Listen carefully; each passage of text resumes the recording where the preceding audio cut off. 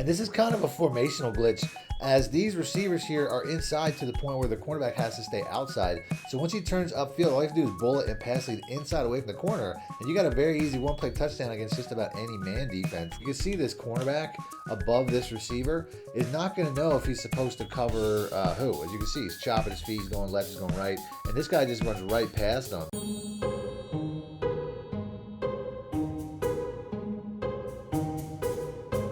Yeah, you gonna shake your ass for me, guy. You for sure gonna shake your ass for me. Shake your ass.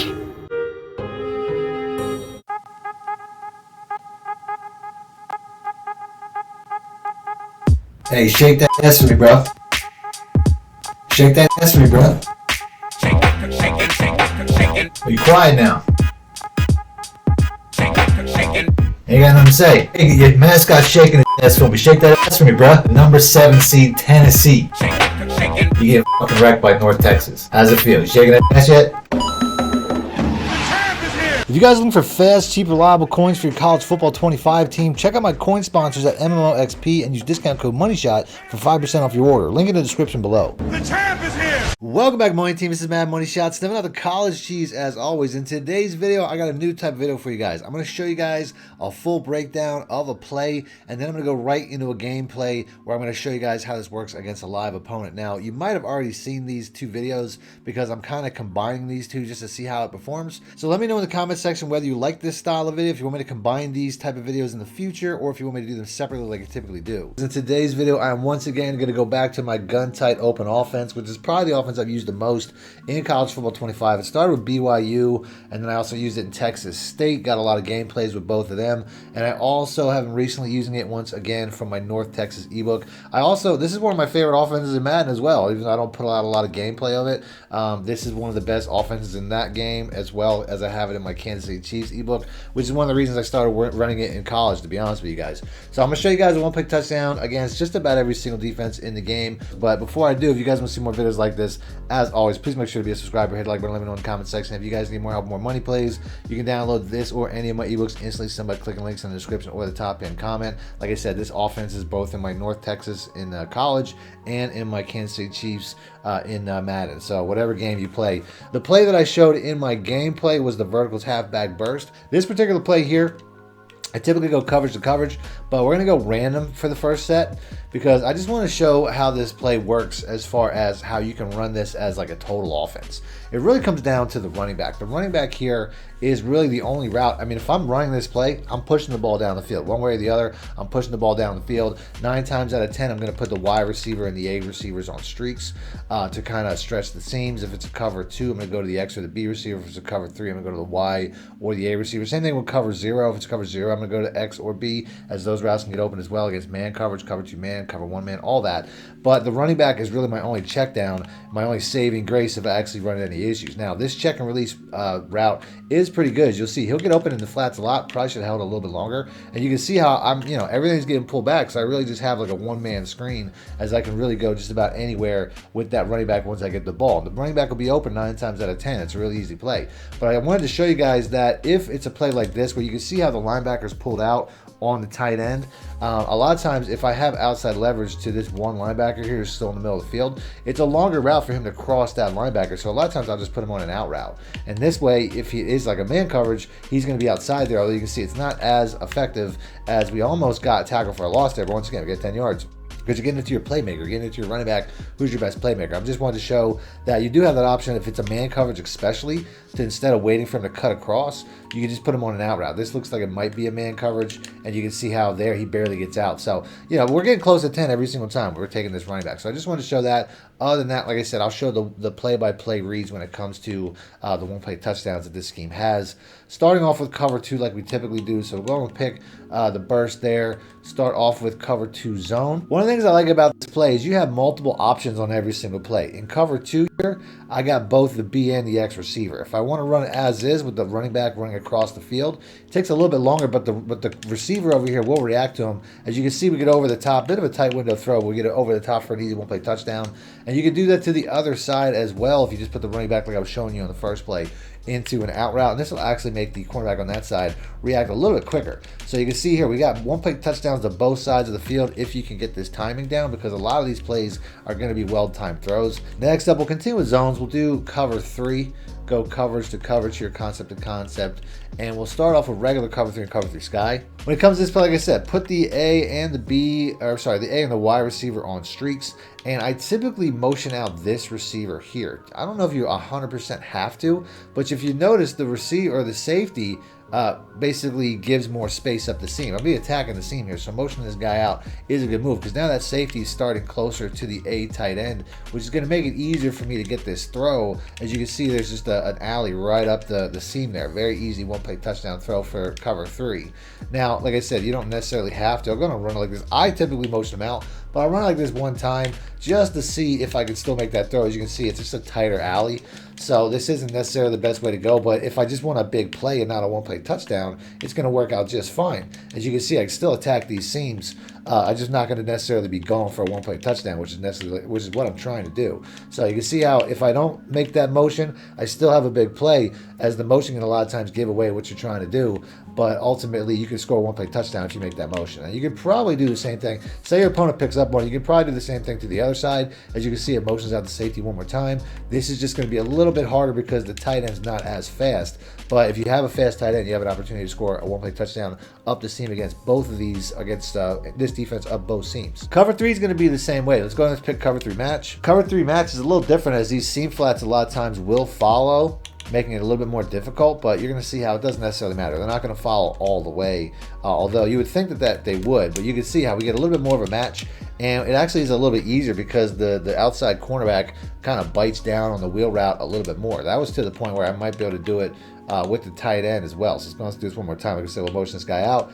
The cornerback's going to bite down a little bit harder, and you can see how we get over the top on both sides, as we're really getting one-play touchdowns. I'll call it one-play touchdowns. We're really getting one-play touchdowns to both sides of the fields against cover 2 and cover 3. But if your opponent's watching that, it's the exact same play on the other side. He gets over the top of the cornerback the exact same way for another one-play touchdown. Now, this play is probably trickiest when it comes to cover 4. So let's pick cover 4 quarters. When it comes to cover 4, a lot of times you can run it as is, and this tight end will get kind of lost in the coverage. As you can see right there, the safety wasn't really sure who was supposed to cover because of the option route, most likely.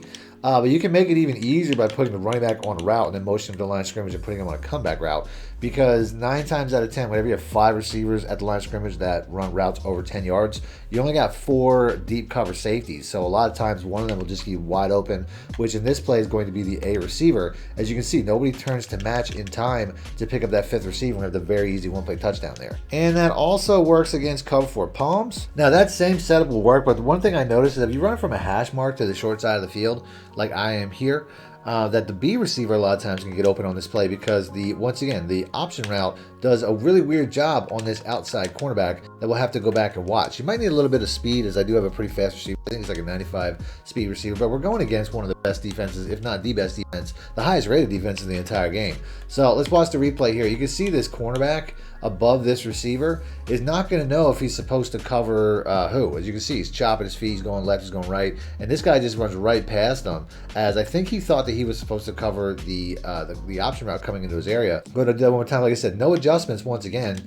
as this cornerback just turns his hips late based off of that player. So it is another way to beat cover 4 match, specifically cover 4 palms, which is what I'm in right now. Now, when it comes to other matching style defenses like cover 6 and cover 9, it's going to be the same thing. You're just really going to want to focus on the cover 2 side. So let's pick cover 6. So cover 6 and cover 9 is half cover 2, half cover 4. So on this play, all I have to do is look at the cornerbacks. I can see that the cornerback on the right side of the field is down at the 5-yard mark, letting me know that that's where that's where the cover 2 side is, because the cornerback on the other side is back further. So all I have to do is flip the running back so I can draw that cornerback's attention, and I'll basically attack him right over the top. As you can see, he has to stay down for that receiver. We have another one-play touchdown over the top of the cover 2 corner. Same thing when it comes to cover 9. It's the exact same thing, just flipped. So same idea. I don't really have to do any adjustments, because you can see how the cornerback on the left side is closer than the cornerback on the right side. So if I want to, I can run it just like this, based on the fact that we have the running back. I guess I have to run it like that, because if I motion him out, I mean, I can motion him out. It really doesn't matter, because he's going to draw that cornerback even quicker this time. But you can see how he can get out over the top of that safety. But I don't have to make any adjustments once again because the running back is already going in that direction. And then last, as far as zone coverages are concerned, is cover 4 drop field, which is one of the toughest ones to do. Let's pick that. For this, since we have an option route, we're just going to put the B receiver on a corner route and custom stem him down. That's all we really have to do. And you'll see how this Y receiver will make the right choice, crossing the field to space and essentially be an easy one-play touchdown against cover 4. So that's it for zone coverage. We're going to start off with man 0 blitz with the linebacker blitz. Now with cover 0, once again, you can throw to the wheel routes, but you can't throw too late. You can see how this formation has the tight condensed formation has these receivers basically having inside leverage on the cornerbacks. You're going to be able to use that against these cornerbacks. Basically, once they turn up the field, you can see how they drop down. And you just basically bullet and pass lead inside. And you can see how the cornerback's too busy setting too far to the outside. And you can do it to the other cornerback as well, but I would say shorten these routes, because the corner route there can really be problematic. As you can see, once again, a little bit of a tighter throw, but it's the same thing every single time because you have inside leverage, so just use it. And that works the exact same way against cover 1. So let's go and let's pick cover 1 hole. Same idea. You're not free-forming, you're just pass leading inside. As you can see here, once again, he's outside, so I can pass lead inside. Catching that for a pass and run might be a little bit more difficult based on the fact that there is a safety over the top, but I'll show you guys another setup that works the exact same way. As we get over the top that time, as like I said, that's really the biggest issue, is just somebody potentially tackling you. But you could also motion this guy across and put him on a post, and he's going to get across the formation pretty easily. I'll put the wide receiver on a streak because I don't want him running that option route, and I probably could have put the tight end on a drag or like a zig or something, just so that there's no guy down the field waiting to tackle me, as there's multiple ways to make this play work. You could also put the running back on a wheel route, as I can just put him on a wheel, shorten the receivers on the other side, as wheel routes also have a lot of success when it comes to cover 1. As you can see, he gets over the top of the linebacker. I mean, cover 1 man, there's multiple ways to beat this defense with this play. Same thing can be said with cover 2, our last defense, cover 2 man. So let's go and let's pick that. Now when it comes to cover 2 man, this concept does work. As you'll see, the wheel routes will get these receivers open, but a lot of times they don't get wide enough to the safety. So you're going to want to put the X receiver or the B receiver, whichever you want, on an actual wheel route, and it'll work a lot better. As you'll see, he'll flatten out, and it'll just give you a little bit more time when it comes to turning up field before it gets to that safety, making it a little bit easier for a potential catch and run. Once again, it works on both sides. Because you have these receivers in tight like they are, you'll have the option to put them on a wheel route, which you don't typically have if they're motioned out wide. If they're split out too far wide, you don't get that option. We'll do that one more time because I want to see that this can actually score a one-play touchdown. But you can see how this wheel route completely, kind of glitches out the coverage corner because they try to press and they don't get that press the entire time. Which, like I said, this might not be a one-play touchdown necessarily. You could also motion this receiver out to make it even better, but you can see how you have catching a one-play touchdown capability. We'll go ahead and we'll call that a one-play touchdown. So now that we got all the setups, let's go ahead and let's take this right into a gameplay. I'll show you guys what I think is probably the most explosive and hard to stop play in the entire game right now, and I had to pull it out against the perfect trash-talking opponent because the second this game started, I saw that I was already playing a much better team in Tennessee, and I guess my opponent thought that man was an automatic win because he started talking trash right out the gate. Yeah, you gonna shake your ass for me, guy. I am shocked and appalled. Which is probably one of the weirdest things I've ever heard going into a game, and it definitely focused me because I did not want to lose to this guy. Yeah, you gonna shake your ass for me, guy. Sure, bro. Shake your ass. Which kind of sucks because he definitely has the better team. But before I get into the gameplay, if you guys want to see more videos like this, please make sure to be a subscriber, hit the like button, let me know in the comment section. And since I'm still rocking with North Texas, that means that all the plays that I'm showing you today can be found in my North Texas offensive and defensive ebooks. So if you guys need more help or more money plays, you can download these or any of my ebooks instantly simply by clicking links in the description or the top in a comment. As far as my opponent goes, he's not really much of a trash talker. He just started the game out by saying one of the weirdest things I've ever heard and then stayed mostly quiet the rest of the game. He was even nice enough to let me make my substitutions, which I typically have to do at the start of every game, with the exception of just randomly saying weird things in the microphone. Shake your ass. Making me think that this guy might be a serial killer. He came across more as like a weird, annoying guy who left his mic on than anything else. I started this game out on defense. I'm going to be using the exact same down rush formation that I put out in yesterday's gameplay, but I'm going to focus mostly on the offense. So if you guys want to see more about this, I'll have a link in the description as well as on screen at the end of the video, so stick around for that. As I come out and cover 2 man, but I quickly switch to the safety blitz, and he shoots the gap and almost gets him for a loss.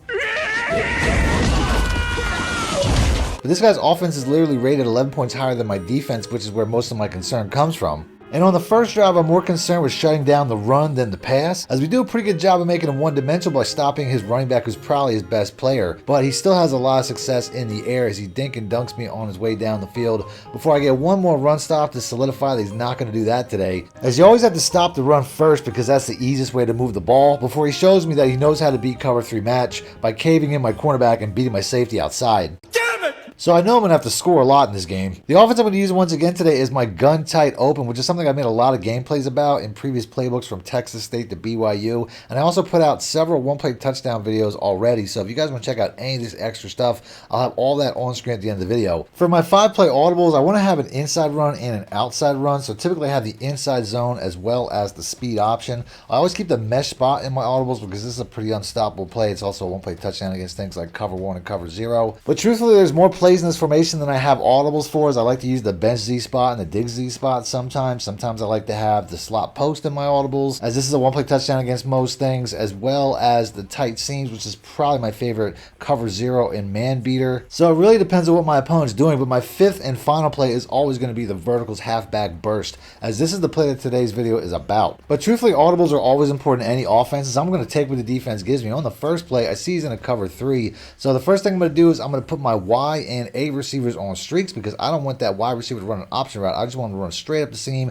And then I'm going to motion out this B receiver here because you're going to see it's going to pull this safety slightly to the side, making it a much easier throw to the wide receiver if he is in fact in a cover 3. But none of that matters because I wasn't watching the play clock, as we get a penalty and have to do it all over again, only to see my opponent come out in a completely different defense. But this offense has a lot of really good ding and dunk plays, so I switch over to the bench Z spot, put the B receiver on a streak, and it's a really easy read where the right side's my zone beater and the left side's my man beater.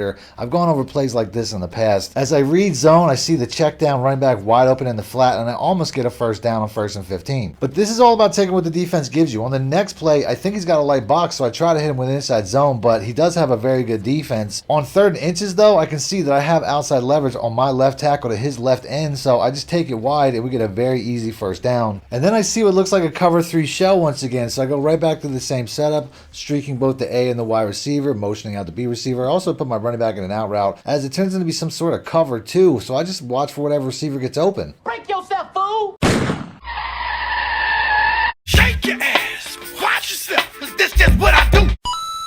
And I know I can score every single time I got the ball, so it really feels like the game for me is going to be if I can get one stop of his offense, as I'm doing a really good job of stopping his ground game and probably his best player. But when he's passing the ball, I don't really seem to be having a ton of success, as his offense devolves into basically dinking and dunking, and the only real run plays that he has is when he scrambles out with his quarterback, as this guy turns out to be a total tryhard, doing weird stuff like going for the QB sneak on 2nd and inches, scrambling with the quarterback every other play, or taking all the time off the clock before hiking the ball late in the 2nd quarter.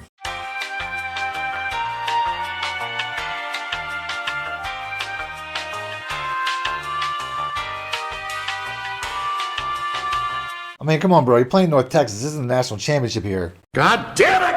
In reality, it's a compliment that he knows that he can't stop this offense. So I continue using the exact same play, only this time I'm a little bit more conservative working the running back because I got plenty of time. I got 3 timeouts, 52 seconds. I know I'm going to score. And the running back is one of those routes that really gets open against anything, since all the deep routes are pulling everything back. He always gets open under zones, and he'll always beat his man defender as well. Although when I see him drop everybody back into a prevent style defense, I just switch over to double drags, as I can just take him piece by piece all the way down the field here. But once I see him go in that cover 3 shell once again and back everybody off, I go right back to my cover 3 bomb, only to see that he's in a cover 2 once again, as he must be trying to fool me to throw right at his safety, but I'm not going to fall for it.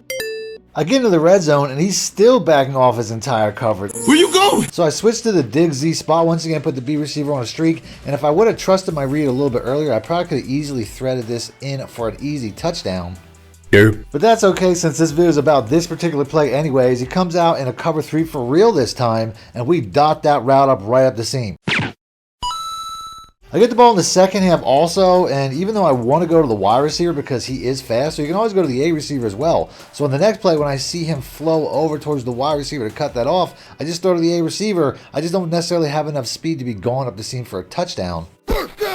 And now that I got him backing off his entire coverage once again, I switch to the dig Z spot and take the zig route underneath on the next play, before I let it go back to the huddle. And when I come out of the huddle, he's in a prevent defense. Oh Oh my God. It's like, come on, bro. Like I said, at the end of the day, offense is all about taking what the defense gives you. And if you're going to give me a prevent defense with like 3 down linemen, I'm just going to motion this guy across, and I'm going to run the ball every single time. Then I'm also going to hit you with a turbo adjustment so that you can't get out of this. And I'm going to run this all the way down the field until I get inside the red zone and force you to call a timeout.